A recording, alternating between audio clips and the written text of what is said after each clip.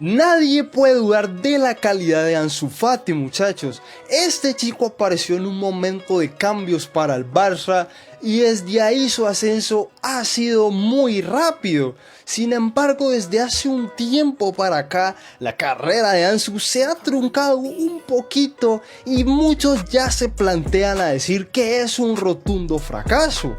Bueno, en este video vamos a ver exactamente qué le pasa a Ansu Fati y vamos a hablar de su verdadero problema.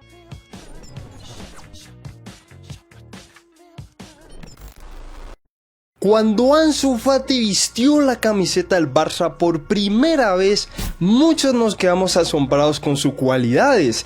Era rápido, con desborde, olfato goleador y una personalidad envidiable para un chico que solo tenía 16 años. Pero la edad para Ansu no era un impedimento para demostrar su talento. Literal, no tardó ni un año y se convirtió en el jugador más joven en debutar en la plantilla del Barça, el más joven en marcar con la camiseta blaugrana y a su vez el más joven en marcar en la historia de la Champions. Repito, solo tenía 16 años y su primer temporada fue de ensueño. Era meritorio que siendo un niño que debería estar en la escuela, haya logrado hacerse un puesto tan regular con 32 partidos y estos números. Lo más sorprendente de Ansu era la personalidad con la que jugaba y lo rápido que parecía que se adaptaba al fútbol del Barça. O sea, con sus pequeñas novatadas de un debutante de vez en cuando, pero pareciera que llevaba más de 5 años ahí. Y para la siguiente temporada todo seguía cambiando en el equipo. Llegaba Koeman al banquillo, se iban varios pesos pesados del equipo y Ansu junto a Riqui Puig fueron promovidos al primer equipo, porque si bien ambos habían jugado en la primera del Barça ya, los dos en realidad eran del filial y al inicio de esa temporada los ascendieron.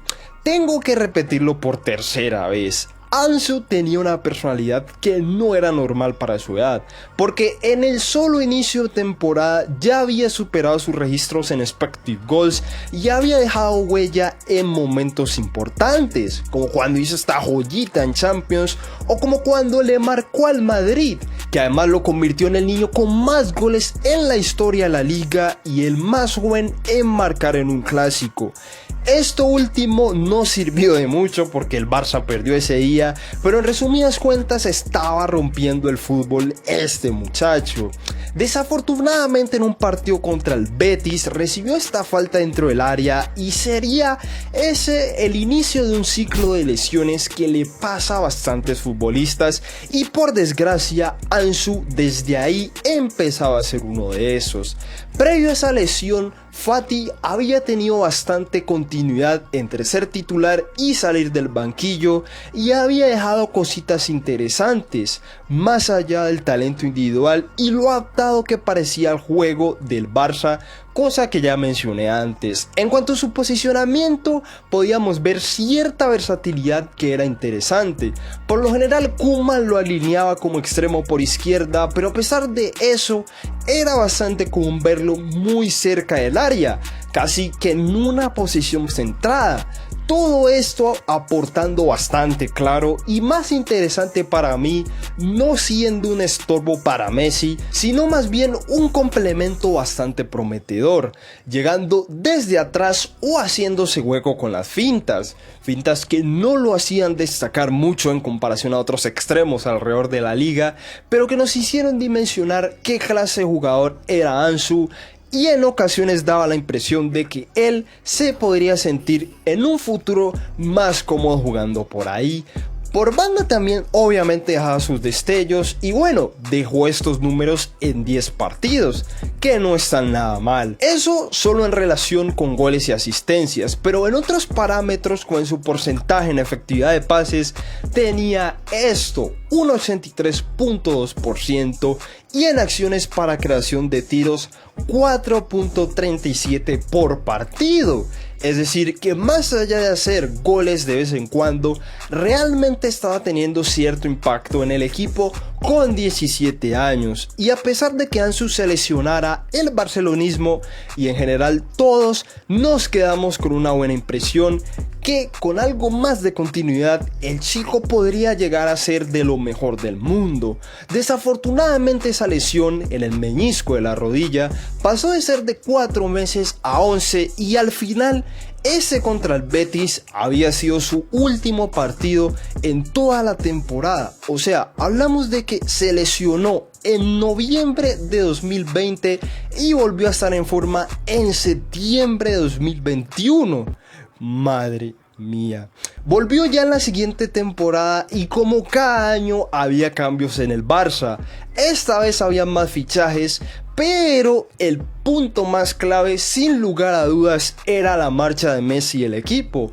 Con lo cual el Barça no solo había perdido un jugador en Messi, sino parte de su historia reciente. Y aquí es donde muchos también ven un punto de inflexión con Ansu, porque apenas unos días después de que el astro se fuera, este muchacho heredó su icónico 10, con todo lo que eso significa. Además, una renovación jugosa en su contrato. Pero a pesar de tener la 10 y todo eso, Koeman no lo arriesgaba del todo y le daba pocos minutos.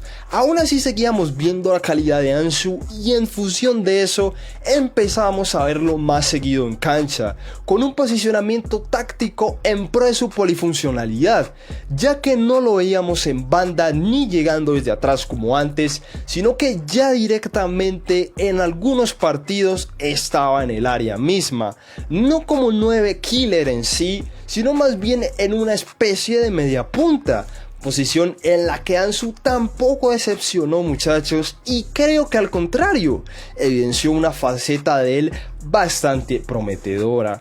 Pero para este punto volvieron las lesiones 2 veces en esa temporada y estuvo de baja 5 meses. Entre sus lesiones seguían habiendo cambios en el Barça y ya era Xavi el entrenador, que tampoco lo arriesgaba mucho y lo ponía literal a los 20 minutos finales de cada partido.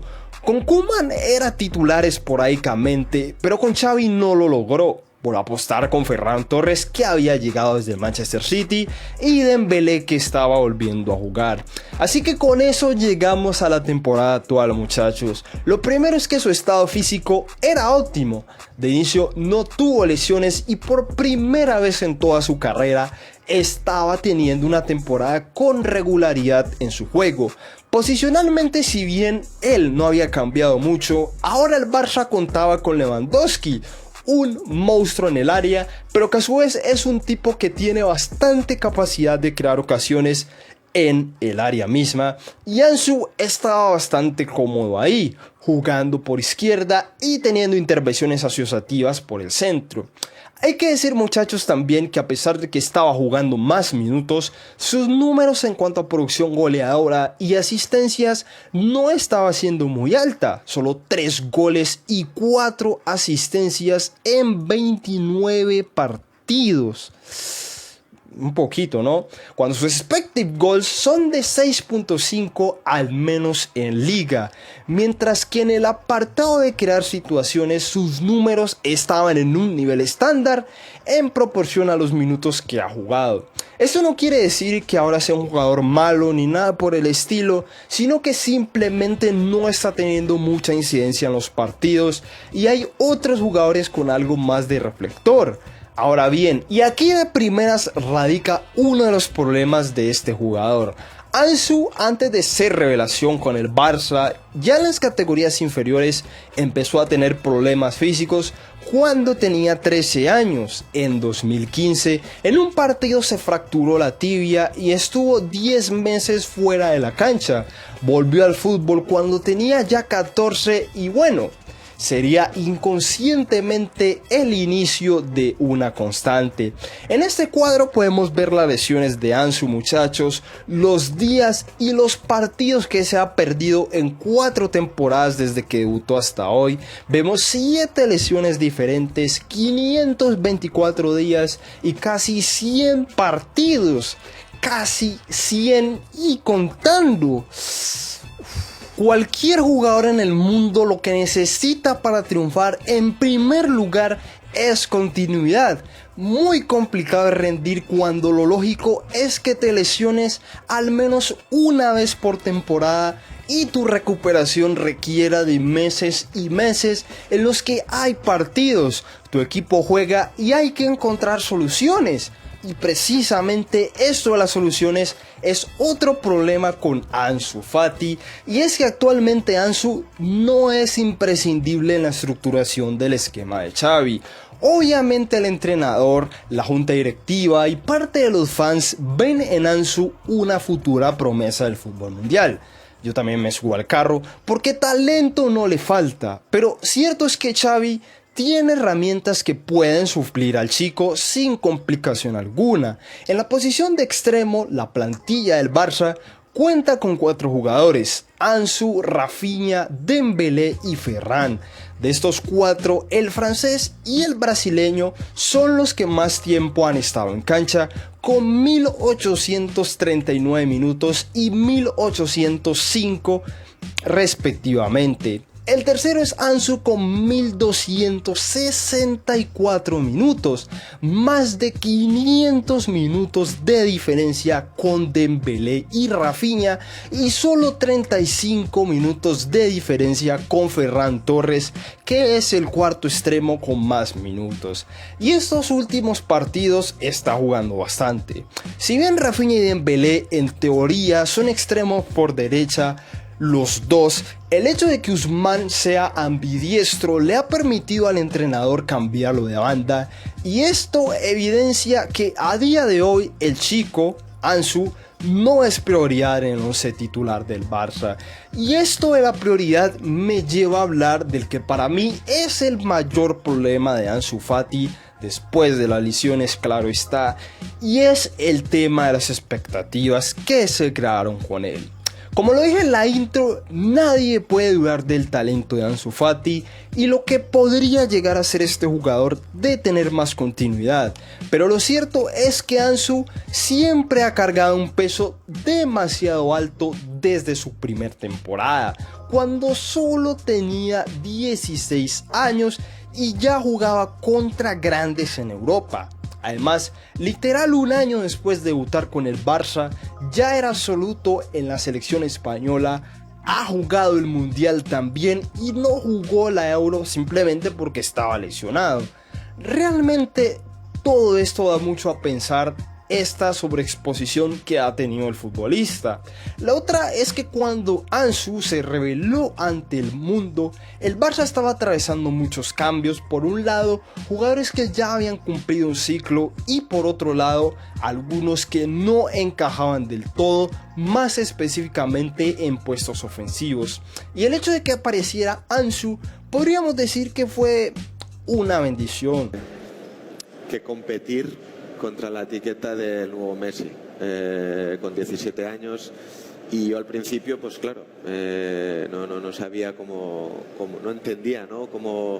cómo se podía dar ese resultado para cumplir esas expectativas. Ese que acabamos de escuchar, muchachos, es el famoso Bojan, y con Ansu podría haber cierta similitud. De hecho, cuando se fue Messi y decidió ponerse la 10, se agregó aún más presión de la que ya tenía de por sí. Cuando veo esto me pongo a pensar en casos como los de Gavi y Pedri, muchachos. Bueno, y también Dembélé, que llegaron al Barça siendo muy jóvenes, casi en el mismo momento. Pero claro, la diferencia está en que ellos sí han podido tener continuidad y cada vez se vuelven más imprescindibles para el Barça, hablando de Gavi y Pedri específicamente. Por otro lado, Dembélé, lo mismo de Ansu, mucho talento, pero las lesiones a Ousmane después de 5 años le han respetado un poco.